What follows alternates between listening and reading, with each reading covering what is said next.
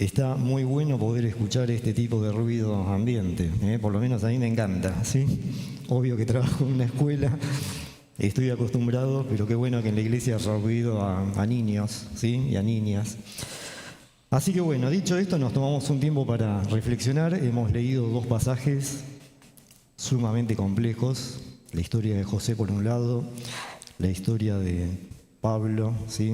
Relatando lo que recién acabábamos de escuchar. El título de la reflexión en esta mañana, tanto aquí como en la sede de Olivos, tiene que ver con ser una comunidad que aprende a compartir, ¿sí? Palabras más, palabras menos. ¿Cómo ser una comunidad que sirve en el pleno sentido de la palabra, ¿sí? Servir de dar y servir de ser útiles, ¿sí? Ser útil y compartir con todos aquellos que nos rodean a pesar de. Creo que la frase a pesar de en esta mañana tiene mucho que ver con las dos historias que hemos podido leer de Génesis 50 y también de Filipenses. Hay un autor contemporáneo, no es un teólogo reformado, pero igual me permito citarlo, ¿sí? En algunas cosas estamos de acuerdo, en otras no. Dice Bonhoeffer, ¿sí? Un teólogo alemán del siglo XX, la iglesia solo es iglesia cuando existe para los demás. Toda una definición, ¿sí? La iglesia solo es iglesia cuando existe para los demás. Cuando uno mira el contexto de vida posmoderno que estamos teniendo, todos, absolutamente todos los que estamos aquí en este momento, en este lugar, nos damos cuenta que muchas veces vemos cada vez más narcisismo, más individualismo, ¿sí? Más relativismo, más materialismo. Pareciera ser como que los seres humanos cada vez somos más indiferentes a lo que nos pasa, a lo que nos rodea, ¿no? Quizás como un mecanismo de defensa también, ¿no? De guardarnos y protegernos de todo aquello que nos angustia, ¿sí? Que nos genera ansiedad.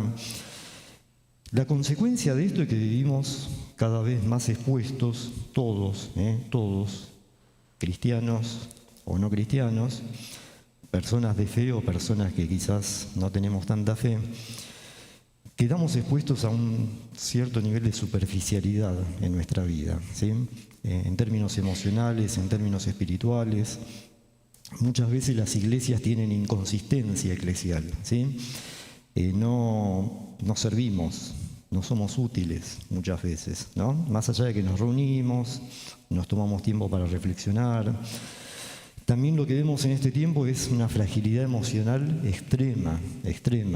Yo recién les decía que soy docente en una escuela secundaria a nivel medio, capital federal, escuela privada a nivel socioeconómico medio alto, ¿sí? La fragilidad emocional que vemos hoy en padres, madres, niños, niñas, adolescentes, es tremendo, es tremendo. En 39 años de docencia yo no he visto lo que he visto en los últimos 2 años, y particularmente en este inicio de ciclo lectivo, ¿sí? Vemos soledad existencial también en cada uno de nosotros, ¿sí? Producto del estilo de vida que tenemos. Y es acá donde volvemos a la frase inicial, ¿no? O sea, ¿qué es ser una comunidad que comparte? ¿Qué es ser una comunidad que sirve? ¿Qué es ser una comunidad que da a pesar de todo lo que muchas veces nos toca vivir? Dice Hechos 20:35, se retoman palabras de Jesús, ¿sí? Acá Lucas está tomando parte de palabras de Jesús que no quedaron registradas en los evangelios. Lucas la toma y dice: en todo les mostré que así, trabajando, deben ayudar a los débiles y recordar las palabras del Señor Jesús que dijo: más bienaventurado es dar que recibir, ¿no? Y estas palabras son esenciales al Evangelio, ¿sí? Más allá de que no hayan quedado registradas en ninguno de los 4 evangelios, Lucas, como discípulo de Cristo, lo tiene absolutamente en claro esto, lo pone en palabras, siendo inspirado justamente por el Espíritu de Dios. Entonces uno se plantea lo siguiente, ¿no? Si es más bienaventurado dar que recibir, ¿cómo llevamos esto a la vida comunitaria, a la vida de iglesia? ¿Y cómo podemos ser una comunidad que comparte todo lo que tenemos para dar en tiempos de tanta violencia, de todo tipo, violencia de todo tipo. Acá no nos caen bombas todos los días, gracias a Dios, ¿sí? Pero hay violencia espiritual, violencia simbólica, violencia económica, violencia de todo tipo, ¿sí? ¿Cómo ser iglesia en tiempos de tanta mezquindad, de tanta indiferencia ante las cosas que vemos a cotidiana, ¿no?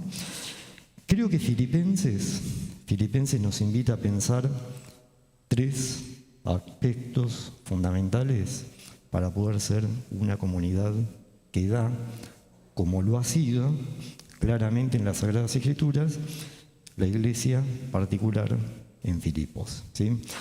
Se habrán dado cuenta que durante todos estos domingos estamos trabajando particularmente sobre la carta a los filipenses, ¿sí? Con distintos textos del Antiguo Testamento. Hoy hemos leído un texto que es realmente complejo, porque es como que Pablo abre su corazón, habla sin filtro realmente, ¿no? Y bueno, dice todo lo que tiene para decir y es esto que hemos escuchado, ¿no?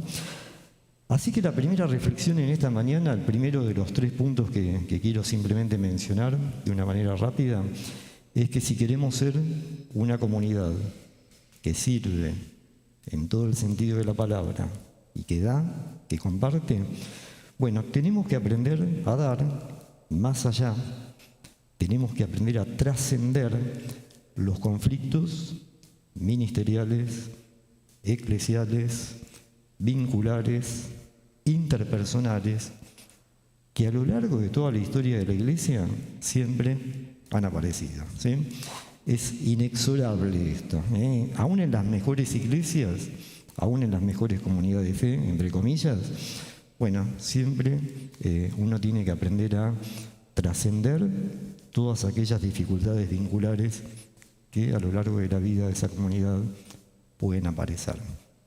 Bueno, si leemos Filipenses detalladamente y profundamente, más allá de este pasaje que hemos leído hoy, bueno, vamos a ver que se relatan distintos conflictos humanos, distintos conflictos humanos.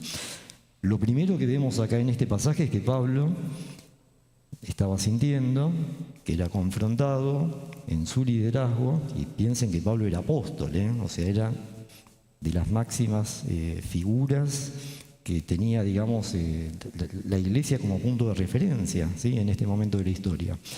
Sin embargo, había varias personas que confrontaban permanentemente con Pablo, ¿no? Que lo criticaban, que no estaban de acuerdo en cómo comunicaba el Evangelio, en cómo plantaba iglesias, en cómo comunicaba la fe. Tenía muchas críticas del lado judío, ¿sí? Tenía muchas críticas del lado griego, ¿no? Tenía críticas de todos lados, Y Pablo, en algún punto, es una persona que abre el cristianismo al mundo no judío. Bueno, y esto realmente no le resultó para nada fácil, ¿sí? Tuvo que afrontar y tuvo que lidiar permanentemente con un montón de críticas y con un montón de cuestiones que podrían haber hecho que Pablo renuncie a lo suyo, ¿sí? Se quede más tranquilo, no asumir ese riesgo, ¿sí? No asumir ese compromiso, pero bueno, se estaría traicionando a sí mismo y al llamado tan fuerte y tan profundo de parte de Dios que él había recibido. ¿Qué es lo que hace Pablo? Que es una cuestión realmente de la gracia espiritual de Dios. Bueno, elige no confrontar con todas estas personas que de alguna manera querían confrontar con él, ¿sí? Elige dejarlo pasar, ¿sí? Elige poner el foco en su llamado, en su ministerio, en su razón de ser, y dejar que Dios, con el tiempo, ¿sí? Con su gracia, con su infinita sabiduría, bueno, vaya acomodando todo aquello que tiene que acomodar, ¿sí? Ahora, lo segundo que aparece también en este texto, y esto es fuerte también, ¿no? Cuando uno empieza a seguir leyendo, digamos, capítulo 2, capítulo 3, capítulo 4, ¿no? Y nos empezamos a dar cuenta que había personas dentro de la iglesia que también tenían diferencias importantes, por lo que plantea acá Pablo en esta carta. Fíjense 4:2 de Filipenses, ¿sí? Capítulo 4, versículo 2. Dice, fíjense lo intenso y lo fuerte que es esto, ¿no? Que nombra a dos personas con nombre y apellido, ¿sí? Las identifica claramente. Dice, ruego a Evodia y también a Síntique que se pongan de acuerdo en el Señor, ¿sí? Es fuerte esta, ¿no? Es como que está diciendo, bueno, a ver, muchachos, vamos a ponernos de acuerdo para que realmente podamos avanzar, crecer, ¿sí? Ser una iglesia madura, que pueda llevar el Evangelio hasta los confines de la tierra, como es el llamado que Dios hace a la iglesia primitiva en este tiempo. Y dice, y a ti, mi fiel compañero, te pido que ayudes a estas mujeres que han luchado a mi lado en la obra del Evangelio, bueno, junto con Clemente y los demás colaboradores míos, cuyos nombres están inscritos en el libro de la vida. ¿Qué está diciendo Pablo acá? Diciendo, bueno, a ver, primero, un detalle que me parece que no es menor, ¿está bien? Un detalle que no es menor. Si bien acá menciona a dos mujeres que tienen diferencias entre ellas, ¿sí? Está clarísimo que esto no es una cuestión de género, ¿sí? Había dificultades de todo tipo, ¿sí? De todo tipo. Y lo que sí queda muy claro es que las mujeres en la iglesia primitiva tenían un lugar absolutamente relevante, ¿sí? Lo dice el mismísimo Pablo, ¿eh? Dos personas que estuvieron luchando codo a codo a mi par como apóstol en la extensión del Evangelio, ¿sí? Lo cual me parece que es un mensaje muy importante en el día de hoy, ¿sí? Cómo la comunidad tiene que ser una comunidad amplia, inclusiva, ¿no? Donde todos, absolutamente todos, tenemos la posibilidad de servir y de dar. Pero acá el texto lo que está poniendo de manifiesto es esto, ¿no? A ver, hay dos personas que no se ponen de acuerdo. Bueno, a ver, te pido a vos, compañero mío, andá, acompañá, escuchá, empatizá. Trata de hacer que nos podamos poner de acuerdo para que, superando nuestras diferencias personales, bueno, podamos llevar honra y gloria a Jesucristo, como es la misión que cada iglesia particular tiene que tener, ¿sí? Así que yo quisiera que podamos, como primer punto, pensar en esto, ¿no? En esta mañana. Vivimos en un complejo muy violento, ¿sí? Muy agresivo, ¿bien? Muy poco tolerante con todo, ¿sí? Con todo. Bocinazos, gritos, malos entendidos, ¿no? Creo que como iglesia tenemos la gran posibilidad de mostrarle al mundo, de mostrarle a nuestros políticos, ¿sí? De mostrarle a nuestra sociedad que podemos convivir con ciertas diferencias, que podemos convivir con ciertas cosas que a veces podemos hacerlas distintas, pero aceptamos que también haya otro que pueda hacerlas de una manera diferente, y ponernos de acuerdo en resolver nuestras diferencias más esenciales de una manera espiritual, madura, profunda, como Cristo nos propone que podamos hacerlo unos con otros. Creo que es un gran desafío para todos nosotros esto, ¿sí? Porque significa despojarnos de cierta manera de pensar las cosas, de pensar que a veces somos los que nosotros tenemos la razón y los demás no saben nada, ¿sí? Creo que es un lugar de muchísima humildad, de muchísima humildad. Y esto conecta directamente con el capítulo 2 de Filipenses, ¿sí? Que hoy no lo vamos a leer, pero probablemente lo trabajemos el domingo que viene, ¿sí? Con Guillermo. Y tiene que ver con que justamente tenemos que aprender a despojarnos de nosotros mismos para poder convivir unos con otros en términos de armonía y paz espiritual, gozo del Espíritu Santo, que es la obra del Espíritu en cada uno de nosotros, ¿sí? Así que bueno, me parece que esta es la primera reflexión en esta mañana. ¿Por qué conecta esto con Génesis 50? Bueno, básicamente porque la historia de José es una historia de sufrir un montón, no temas, digamos, de la comunidad de fe, pero sí de su familia, ¿no? En un momento lo discriminaron, lo abandonaron, lo mandaron a Egipto, ¿sí? Lo vendieron, sus mismos hermanos. Por la gracia de Dios, José llega al lugar más alto del imperio egipcio de aquella época, ¿sí? Es primer ministro, ¿no?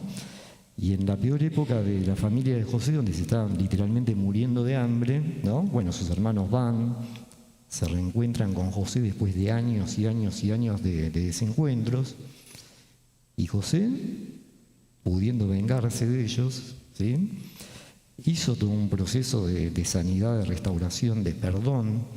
Bueno, se reconcilia con sus hermanos, con su padre, ¿sí?, con su familia, los recibe, los cuida, ¿no?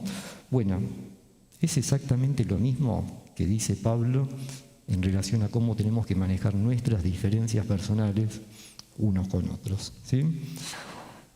Paz, reconciliación, humildad, la gracia del Espíritu Santo sanando todas aquellas heridas que podamos tener para poder ser, en este caso particular, bueno, una iglesia que puede servir, que puede dar y que puede ser útil en esta sociedad con todas aquellas cosas que podemos dar. Lo segundo que quiero marcar es poder dar más allá de nuestras circunstancias, ¿sí? Ya está, dejamos de lado los conflictos, pensemos en nuestro contexto y en nuestras circunstancias, ¿no? Y cuando uno lee más detenidamente Filipenses, capítulo 4, por ejemplo, léanlo después en sus casas, vamos a ver algunas características de la iglesia de Filipenses que realmente son maravillosas, yo diría.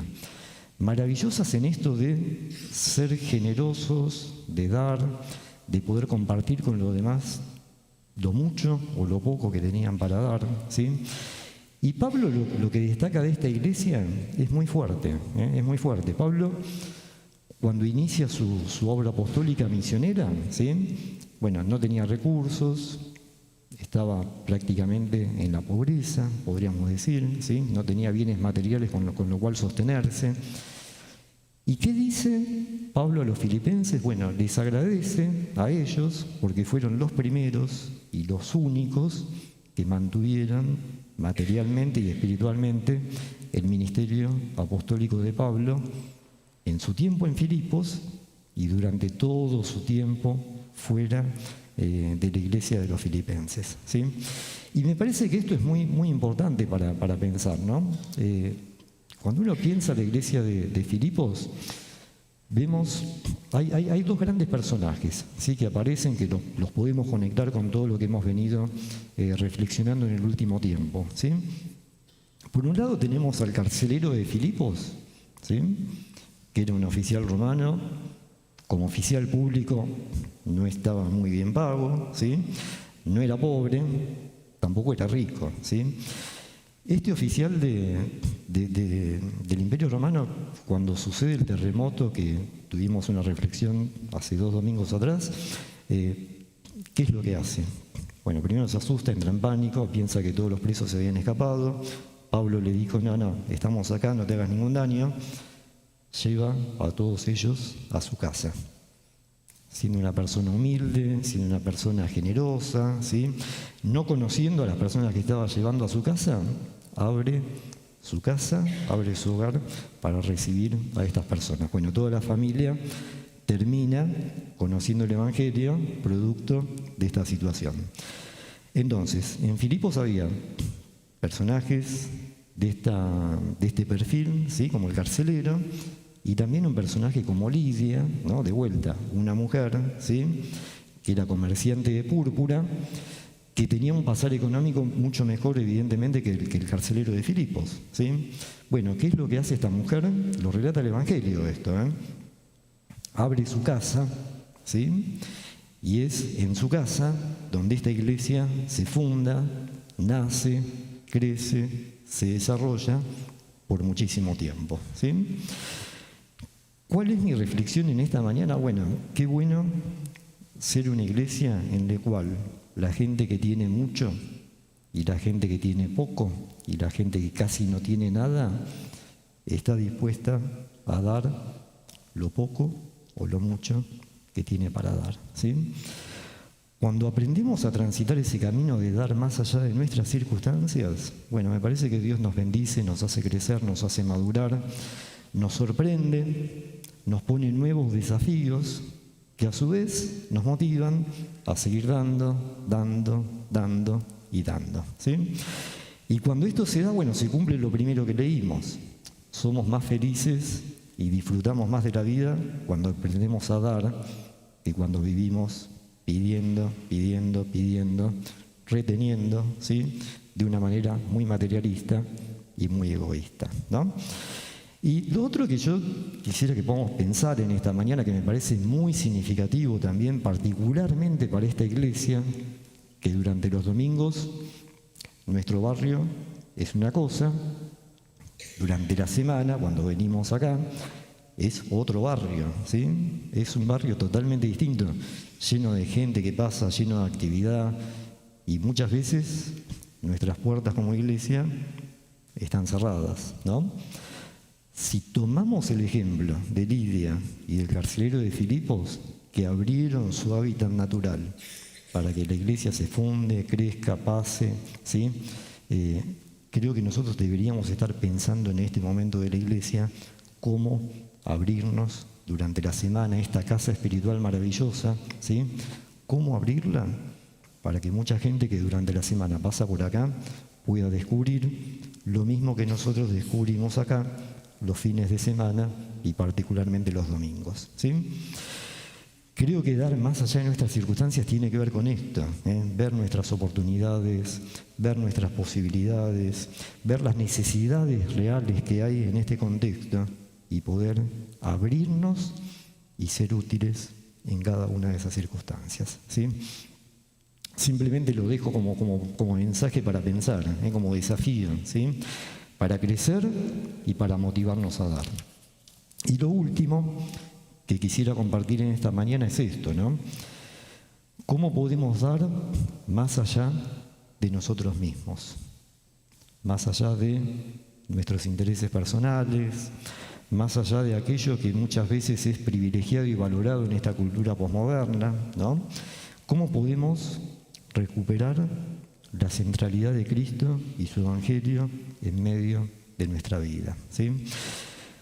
Cuando la iglesia se centra en nosotros como personas, ¿sí? O en personas muy relevantes dentro de una comunidad, bueno, eso dura muy poco, ¿sí? Cuando la iglesia trasciende sus individualidades y se centra única y exclusivamente en la persona de Jesucristo, bueno, todo es distinto, todo se potencia, todo cambia, todo crece, todo se sostiene, porque el que sostiene y da vida a la iglesia no somos cada uno de nosotros, sino que es Cristo obrando en el centro de nuestra vida. ¿Qué es lo que hemos cantado en esta mañana? Cristo en nosotros, ¿sí? Cristo en nosotros es realmente la fuente de vida, la fuente de paz, la fuente de bienestar. Si Cristo es el centro de nuestra existencia, bueno, vamos a poder ser personas, familias, iglesias que vamos a ser muy útiles y pertinentes en este contexto que nos toca vivir. Y si no es así, bueno, probablemente seremos iglesias intrascendentes, personas intrascendentes, ¿sí? No porque Dios quiera eso, sino porque nosotros no estamos a la altura del llamado y de la invitación que Dios permanentemente nos hace. Así que en esta mañana yo quisiera que si pensamos en el ejemplo de José, en el ejemplo de Pablo, en el ejemplo del carcelero de Filipos, de Lidia, ¿sí? Bueno, tenemos la posibilidad de servir con amor y humildad, trascendiendo nuestros conflictos, trascendiendo nuestras diferencias personales, trascendiendo nuestro contexto particular que puede ser difícil en algún momento de nuestra vida, y poder reconocer a Cristo como el centro absoluto y la autoridad máxima de nuestras vidas. Filipenses nos muestra eso, ¿sí? Es una iglesia que pudo crecer porque pudo entender que Pablo no era la autoridad de la iglesia, ¿sí? La autoridad de la iglesia era Cristo revelado en cada uno de sus mensajes, de sus prácticas, de la palabra, de su ministerio, Cristo siendo el centro de cada una de las vidas de la persona de esa comunidad. Así que yo quisiera que podamos, simplemente como para cerrar esta reflexión en esta mañana, pensar en esto, ¿no? Si Cristo no es el centro, estamos complicados, ¿eh? Estamos complicados como humanidad, como país, ¿sí? Como personas, como iglesia, ¿no? Y si ponemos a Cristo en el lugar que le corresponde, en cada uno de los momentos de nuestra vida, bueno, podemos tener la tranquilidad que tenía Pablo en medio de la prisión, sintiendo que Dios de alguna manera proveía todo lo que le faltaba, ¿sí? Podemos tener la posibilidad de ser gozosos en Cristo, como eran los filipenses, dando lo poco o mucho que tenían para dar, ¿sí? Y creo que lo más importante en definitiva es eso, ¿sí? Cristo es el centro de la comunidad. Cristo es el centro de nuestra fe. Cristo es el centro de nuestra capacidad y poder espiritual. O sea, no somos nosotros mismos, ¿sí? Es Cristo en nosotros. Cristo es el centro de nuestra existencia, de Él recibimos absolutamente todo, para Él, por Él y gracias a Él tenemos la posibilidad de dar lo mejor que tenemos para dar, ¿sí? Así que qué bueno sería que en esta mañana realmente pongamos el foco en lo que tenemos que hacer el foco, ¿sí? No perdamos el tiempo y el foco juzgando motivaciones personales. Pablo en un momento del texto dice, bueno, hay gente que predica el Evangelio por motivaciones absolutamente equivocadas. Bueno, predican el Evangelio, ¿sí? A su manera y están poniendo a Cristo en el lugar que pueden ponerlo. Yo no voy a ponerme a pelear con ellos, a discutir con ellos, a juzgarlos. Dios acomodará lo que tiene que acomodar. Y Él se focalizó en lo que tenía que hacer, que era proveer enseñanza, ¿sí? Cuidar, pastorear, cumplir su ministerio apostólico, y no perdió el tiempo discutiendo personalidades, motivaciones, teologías, ministerios ajenos o cualquier otras cosas que él podía ver que no estaban a la altura de lo que él consideraba que era lo correcto, ¿no? Bueno, qué desafío para todos nosotros esto, ¿sí? No perder el foco en aquellas cosas que nos dispersan y que en definitiva nos alejan del llamado que Dios tiene para cada uno de nosotros en este tiempo tan importante de la historia que nos toca vivir, ¿sí? Quisiera que podamos terminar reflexionando, voy a parafrasear a Bonhoeffer, ¿sí? Me tomo esa libertad. Bonhoeffer, muchas de las cosas que escribe las escribe de la cárcel, siendo perseguido por los nazis. Bueno, obviamente, personaje dilemático como cualquier otro teólogo de su época, que dijo cosas que confrontaban, ¿sí? Yo quisiera que podamos simplemente terminar con esta reflexión, que creo que tiene mucho que ver con lo que queremos mirar como comunidad de fe hacia adelante, superando, trascendiendo todo aquello que muchas veces es difícil, es complejo, no nos gusta, pero que representa un desafío para todos nosotros. Dice Bonhoeffer, la vida en comunidad espiritual es un don de Dios, es un regalo de Dios, ¿sí? Es una gracia de Dios. No es un ideal humano que se construye, sino una realidad fundada en Cristo, donde la oración, la escucha mutua, el servicio recíproco sostienen la comunión, ¿sí? La comunidad espiritual está radicalmente centrada en Cristo, ¿no? Es fuerte esto, ¿sí? Si no está centrada en Cristo, no existimos, ¿sí? La comunidad no es fin en sí misma, sino signo visible del reino de Dios en medio de la historia. La comunidad no se basa en afinidades humanas, sino en la unión pura y absoluta con Jesucristo. Él es el mediador entre los hermanos, evitando que la comunidad se convierta en un círculo cerrado de afectos meramente humanos, ¿no? Y para finalizar, bueno, volvemos al principio, La iglesia solo es iglesia cuando, teniendo a Cristo como centro, fundamento y soberana autoridad, sirve y existe para los demás.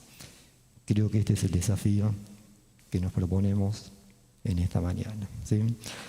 ¿Podemos decir amén a esto? Bueno, vamos a tomarnos un tiempo personal para orar.